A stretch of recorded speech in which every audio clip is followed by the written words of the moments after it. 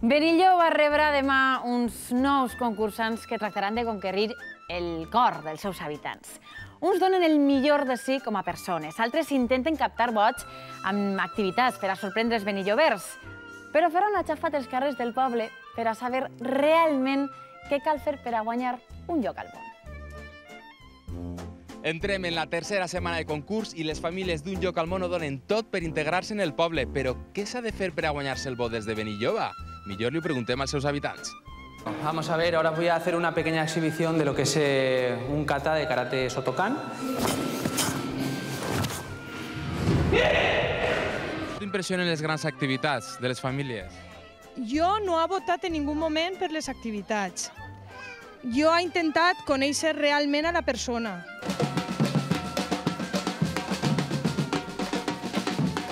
Si fa activitats és el principal, la gent té que veure, perquè les activitats molt vol dir que vol col·laborar en tot el que es pugui fer en el poble.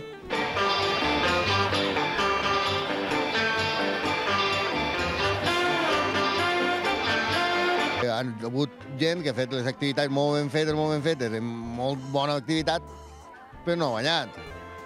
És a dir, que una gran activitat no assegura un vot, no? Ni mucho menos, ni mucho menos. Tens que entrar per l'ullet. Hay 8 botellas de vino. Hay que puntuar los vinos que iremos probando. Ells volien guanyar-se el poble, doncs cada un diuen que per la panxa també es guanya el poble, saps?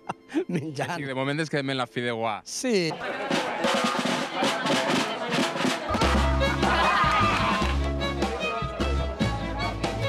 I així, entre Frol i Flor, Xarraeta i la Pepi i Guille s'ho passen bomba, eh? Això és de veres. Comentant-ho tot. Comentant-ho tot. Però què s'ha de fer per guanyar-se el vot de Pepi i de Guille? Pues hi ha que portar-se molt bé. Les activitats s'han fet per a guanyar-se també a la gent, però el que volem és bones persones.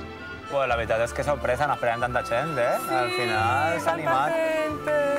Puedes utilizar estas flores o la lavanda. Que siga amable, que vulgui participar i en tots, igual en les persones majors que en els joves i en els xiquets. S'ha de guanyar a tot el món.